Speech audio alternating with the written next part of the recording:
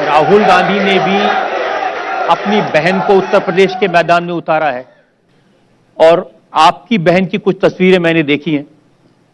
मैं आपको दिखाना चाहता हूं कि कैसे वो रहती हैं और किन हालात, और मुझे पता चला कि जब वहां लोग जाते हैं तो उनसे पूछते हैं उत्तर प्रदेश का हाल क्या है। ये तस्वीरें देखिए।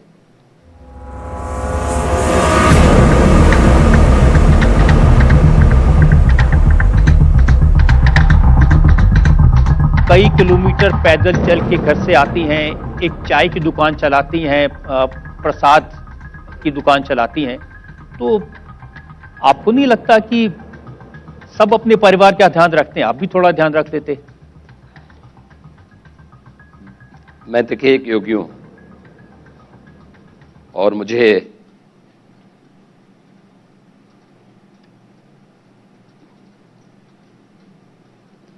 पूरे प्रदेश का ध्यान रखना होता है और मुझे लगता है कि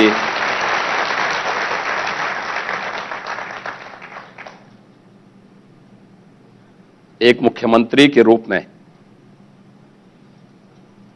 मैंने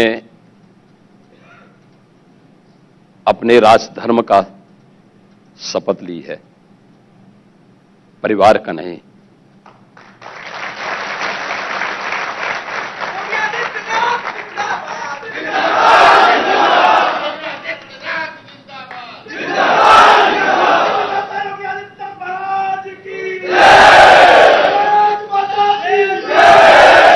ये ठीक है योगी जी, आपने परिवार का ध्यान न रख के सन्यासी के तौर पर पूरे प्रदेश का ध्यान रखा है।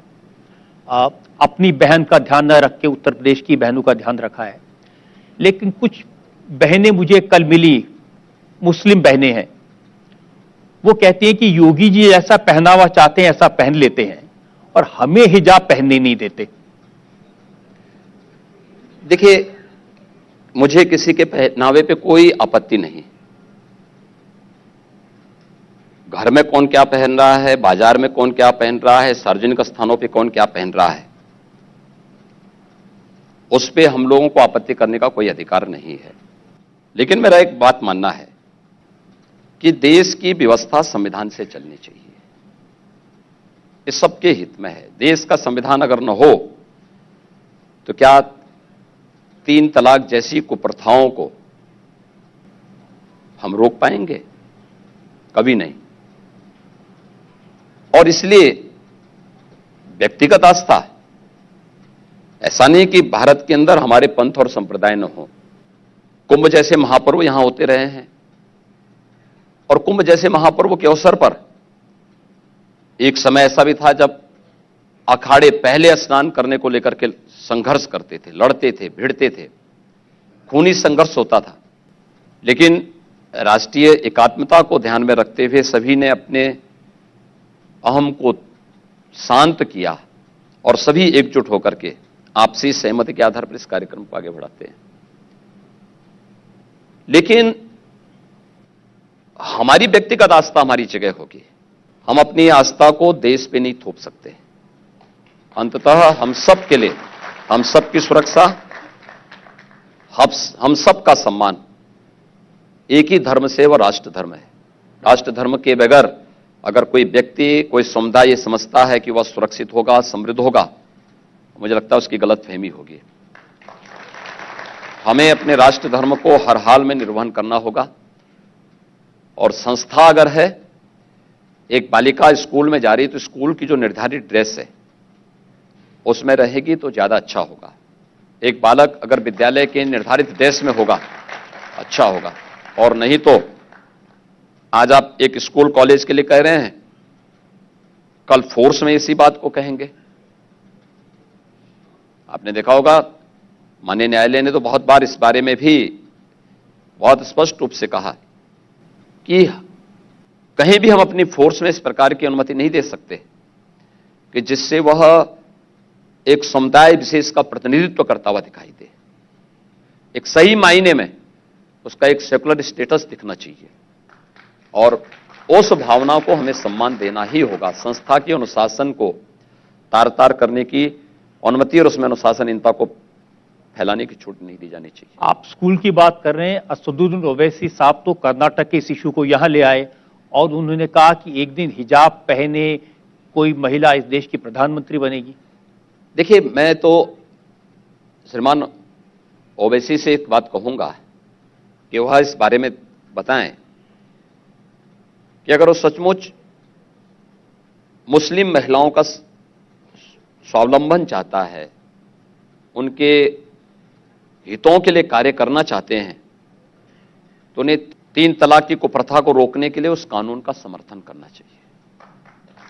अगर वह समर्थन करते हैं तो हम मानेंगे कि वास्तव में वह मुस्लिम महिलाओं का भला चाहते हैं।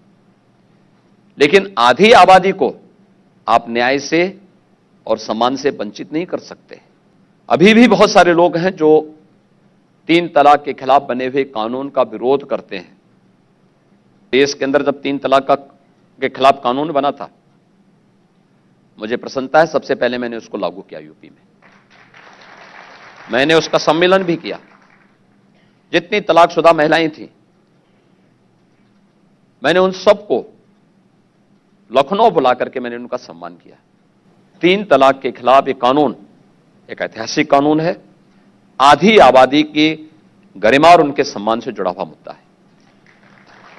लेकिन जब नारा लगता है ना उत्तर प्रदेश में बाहुबली नहीं बजरंग बली, तो दिल धड़कते हैं लोगों के। देखिए, उत्तर प्रदेश में अब माफियावाद और पेशेवर अपराधियों के दिन लग चुके हैं और मुझे नहीं लगता है कि 10 मार्च के बाद इनमें से कोई नजर भी कहीं आएगा, मुझे लगता नहीं। बहुत सारे ऐसे लोग हैं जो चुनाव की घोषणा के बाद प्रदेश के अंदर जो 4.5 वर्षों तक छुपे हुए थे, दुबके हुए थे, चुनाव के नोटिफिकेशन के बाद वे लोग कुछ बाहर निकल करके रेंग रहे थे, कहीं धमकी दे रहे थे, कहीं कुछ बोल रहे थे। लेकिन जब पहले 2 चरणों के चुनाव संपन्न हुए, उनको ये लगता था कि पहले 2 चरण के चुनाव के बाद वह और खासतौर पर विपक्ष काफी बढ़त बनाएगा। उनको ताज्जुब हुआ कि जहां पर उन्होंने पूरी साजिश, यानी देश और विदेश की सारी साजिशें लगी थी, जहां पे भारतीय जनता पार्टी को परास्त करने के लिए, वहां पर भी भारतीय जनता पार्टी ने बहुत अच्छी बढ़त बनाई। तो आपने देखा होगा बहुत सारे विपक्षी नेताओं ने तो अभी से अपनी टिकट बुकिंग करनी शुरू कर दी बाहर भागने की। कोई इंग्लैंड की कर रहा है, कोई ऑस्ट्रेलिया की कर रहा है, जो छुटभइये हैं वो नेपाल भागने की फिराक में हैं। हमने तो नेपाल में भी बॉर्डर पर ज्वाइंट पेट्रोलिंग प्रारंभ करवा दी एसएसबी के साथ कि इनको अब जाने से थोड़ा रोको, एक बार इनकी गर्मी को हम लोग 10 मार्च का थोड़ा शांत कर लें, इसका तो अपना रास्ता ना पाए। इंडिया टीवी हर वक्त हर जगह डाउनलोड करने के लिए सर्च करें India TV news Google play store या ऐप स्टोर पर।